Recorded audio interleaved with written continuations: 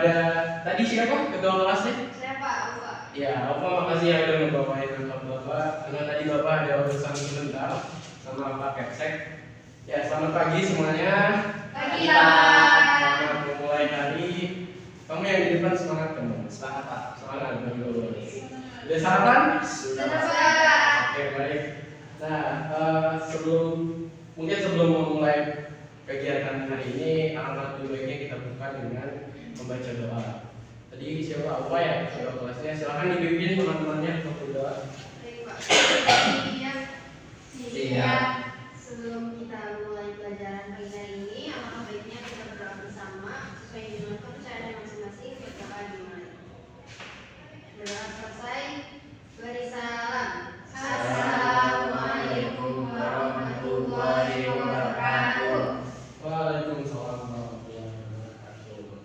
Ya, mungkin sebelum memulai juga kita absen terlebih dahulu siapa saja yang hari ini hadir dan tidak hadir ya. Bentar.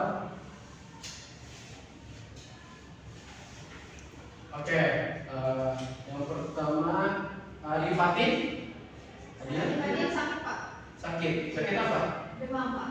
Suratnya ada? Ada, tadi saya berikan Bapak selama pelajaran. Oke, baik.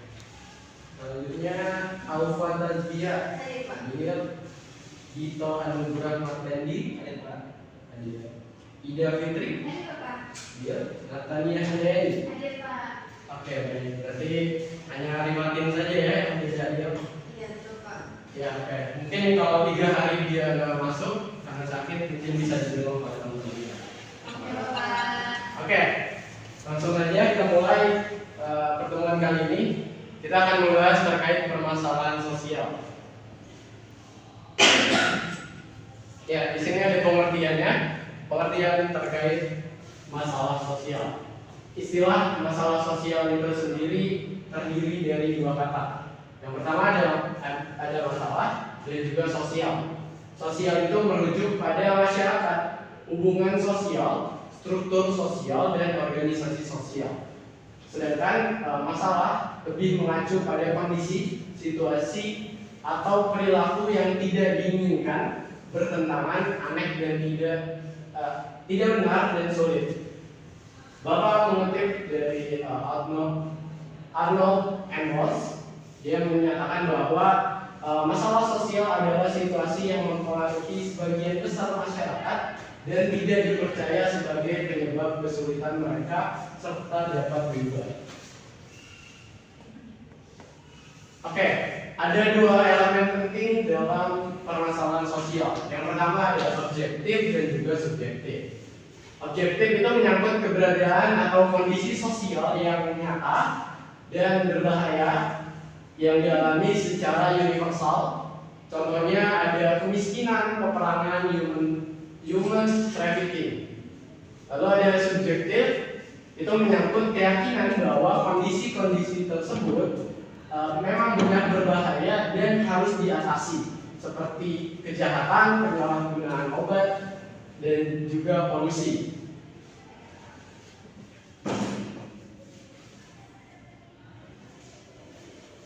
Oke, ada masalah sosial. Masalah sosial adalah kondisi sosial yang dipandang berbahaya bagi masyarakat dan harus diatasi. 4 hal penting yang harus diperhatikan adalah bahwa masalah sosial ada karena sesuatu yang salah. Terus masalah sosial ini akan mempengaruhi banyak orang dan masalah sosial itu dapat diubah. Dan yang terakhir, masalah sosial tentunya harus diubah. Oke, dapat disederhanakan bahwa permasalahan ataupun masalah sosial adalah suatu kondisi atau situasi yang tidak diharapkan dalam kehidupan masyarakat yang timbul akibat adanya ketidaksesuaian antara unsur-unsur dalam masyarakat itu sendiri, baik itu dari segi norma, nilai, peran sosial maupun struktur sosial. Oke, di sini ada faktor penyebab dari permasalahan. Sujono Sukarto mengatakan masalah sosial itu adalah sebuah hasil dari proses perkembangan masyarakat. Selain itu, Masalah sosial juga merupakan akibat dari interaksi sosial antara individu, antar individu dengan kelompok ataupun antar kelompok gitu. Yang berkisar pada ukuran nilai, adat istiadat, tradisi dan ideologi yang ditandai dengan suatu proses sosial yang disosialisir. Mungkin kita next saja. Nah, penyebab dari permasalahan sosial itu ada beberapa faktor. Faktor yang pertama ada ekonomi dan cenderung ke arah permasalahan kemiskinan. Dan kemiskinan sendiri dibagi menjadi 3. Ada kemiskinan natural yang disebabkan oleh faktor alami seperti kecacatan, sakit, usia lanjut atau akibat bencana alam. Lalu ada kemiskinan kultural yang disebabkan oleh faktor rasa malas, boros, dan tidak disiplin. Lalu yang terakhir ada kemiskinan struktural yang tentunya disebabkan oleh faktor perbuatan manusia itu sendiri, seperti kebijakan ekonomi yang tidak adil, distribusi aset produksi yang tidak merata, dan adanya korupsi. Lalu ada faktor biologis juga. Ini sempat kita alami waktu pandemi kemarin ya. Waktu pandemi kemarin cukup ngasih impact yang besar ke sosial kita, dan itu menjadi suatu permasalahan sosial. Selanjutnya ada faktor psikologis seperti depresi, stres, gangguan jiwa, gila, tekanan batin, dan lain sebagainya yang mengakibatkan tingkat produktivitas masyarakat turun, dan itu bisa berakibat kepada kemiskinan. Lalu yang selanjutnya ada faktor sosial, itu ada karena kebudayaan seperti permasalahan kriminal, lalu kenakalan remaja, konflik, keagamaan, krisis moneter, dan lain sebagainya. Oke, next kita. Nah, permasalahan sosial itu ada banyak banget jenisnya. Mungkin yang tadi kita udah bicarakan terkait kemiskinan, bahwa kemiskinan sendiri itu adalah kondisi ketika seseorang atau individu berada di taraf hidup paling rendah, bahkan untuk memenuhi kebutuhan diri dia sendiri saja tidak sanggup gitu. Nah, faktornya ada banyak. Yang pertama ada karena pribadinya sendiri atau dari dalam diri dia sendiri. Yang tadi penyakit, terus kemalasan, dan kemalasan ini menjadi satu hal penting karena kebanyakan kemiskinan yang terjadi di masyarakat kita adalah karena penyebab kemalasan ini sendiri. Lalu ada biografis terkait sumber daya alam yang tidak mendukung. Lalu ada ekonomi, dan ini juga menjadi satu masalah yang besar juga, di mana distribusi kekayaan tidak merata yang menghasilkan banyak sekali pengangguran. Lalu ada sosial, sistem pendidikan yang tidak merata dan efektif. Dan upayanya ada di sini, di mana harusnya pemerintah lebih memperhatikan terkait pendidikan berkualitas dan merata, lalu menciptakan lapangan kerja dan pemberdayaan masyarakat dan lain-lain. Oke. Lalu ada kriminalitas. Kriminalitas itu hampir mirip dengan penyimpangan, akan tetapi tidak semua bentuk penyimpangan bisa disebut kriminalitas. Karena dasar dari kriminalitas itu harus ada hukum pidana yang menjadi tolak ukur ataupun bentuk pembeda antara penyimpangan dan juga kriminalitas. Nah, faktor terjadinya kriminalitas itu ada banyak juga. Ada perubahan sosial, ekonomi, politik. Lalu ada pemerintahan yang lemah dan juga korup. Ini cukup banyak juga ya. Selanjutnya ada masalah kependudukan, sikap mental yang salah, kurang sosok teladan. Dan upayanya ada 2. Yang pertama ada preventif, yaitu pencegahan melalui bentuk himbauan atau penyuluhan atau bentuk edukasi kepada masyarakat. Lalu represif, yaitu penindakan tegas secara langsung, bentuknya kayak penangkapan, terus pemenjaraan, hingga mungkin kalau memang sudah sangat parah akan jadi hukuman mati atau penembakan terhadap pelaku. Lalu ada kesenjangan sosial ekonomi. Isu ini cukup menjadi isu yang utama dalam sistem sosial, di mana masalah sosial ekonomi cukup menjadi momok yang besar bagi masyarakat kita, khususnya dalam memerangi kemiskinan dan juga permasalahan sosial yang ada. Karena semuanya berawal dari semua hal berawal dari ekonomi dari ekonomi yang berakibat ke sosial. Nah, faktornya ada kesenjangan. Faktornya adalah menurunnya pendapatan per kapita akibat pertumbuhan penduduk tanpa meningkatkan produktivitas. Lalu tidak meratanya pembangunan antar daerah karena kebijakan politik dan kurangnya kesehatan SDM. Dan yang terakhir adalah rendahnya mobilitas sosial akibat sikap mental tradisional yang tidak menyukai persaingan dan kewirausahaan. Dan upayanya ada upaya dari individu dan juga dari pemerintahannya sendiri. Dari individu kita harus hidup sederhana sesuai dengan kebutuhan yang ada, lalu peduli pada masyarakat yang kurang mampu. Yang selanjutnya adalah meningkatkan pendidikan, lalu menghargai kreativitas dan hasil karya orang lain.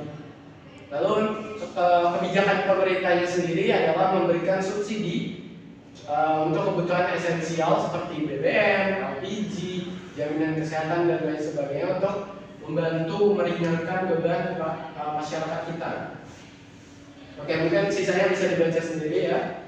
Selanjutnya ketidakadilan, ini juga next. Ketidakadilan itu bentuknya banyak ya.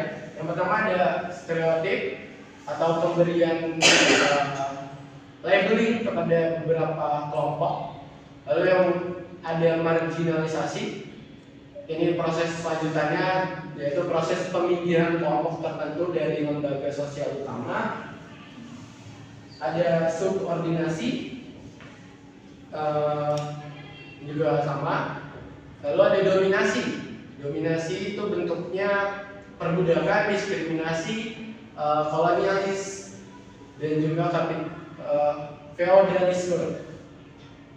Mungkin itu yang bisa Bapak jelaskan secara singkat dan cepat ya, karena waktu kita nggak banyak nih. Maaf ya Bapak, tadi ngobrolnya terlalu lama dengan Pak Petsek. Oke, selanjutnya mungkin Bapak akan memberikan kalian tugas. Tapi sebelumnya udah pada paham belum terkait permasalahan sosial ini? Sudah.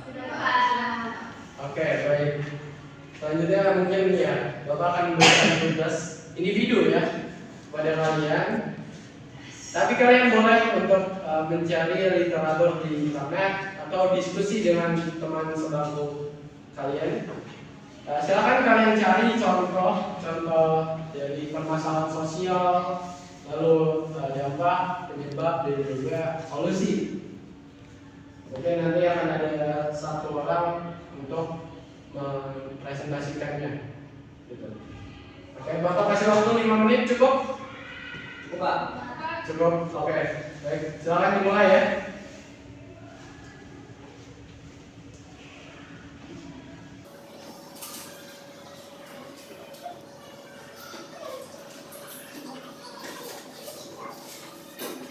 Oke, apakah cukup? Sebentar ya Pak. Boleh Pak. Oke Pak. Awas ya, jangan buka macam-macam. Bisa ya Bapak? Don, kamu jangan yang terus gitu. Enggak Pak, ya saya cari contoh. Sudah Pak. Sudah Pak. Oke, sudah 5 menit ya, anak-anak. Ya, baik. Siapa yang mau mempresentasikan? Saya Pak. Oke, Nathan. Mau di sini atau di tempat? Di sini aja Pak. Oke, silakan. Jadi saya menemukan nih Pak contoh permasalahan sosial, yaitu kecanduan gadget pada remaja. Penyebabnya itu seperti kurangnya pengawasan orang tua, kebutuhan hiburan, dan tekanan sosial dari lingkungan digital seperti media sosial, game online, dan lain-lain. Dampaknya itu Pak, menurunkan prestasi belajar, gangguan kesehatan mental, kurangnya interaksi sosial di dunia nyata, dan sulit fokus. Solusinya itu ada edukasi digital di sekolah, pembatasan waktu penggunaan gadget oleh orang tua, serta kegiatan positif di luar gadget seperti olahraga dan organisasi di sekolah. Seperti itu Pak yang saya temukan. Oke, ya terima kasih ya Nathan atas jawabannya. Ya benar apa yang disampaikan oleh Nathan, dan itu cukup dekat juga dengan kalian ya, anak-anak muda. Terus dan mudah dipahami juga tadi jawaban dari Nathan. Mungkin untuk kegiatan kali ini kita cukupkan. Ya, terima kasih kepada semuanya yang sudah mendengarkan materi kali ini, yang sudah hadir, yang sudah aktif juga. Semoga apa yang sudah Bapak berikan hari ini bisa menjadi ilmu yang bermanfaat ya Pak. Amin. Ya mungkin itu saja untuk hari ini. Bapak pamit duluan ya. Assalamualaikum warahmatullahi wabarakatuh. Teriakan hatimu kan membawa dirimu dalam ketenangan. Tegakkanlah kakimu perlahan dan perlahan,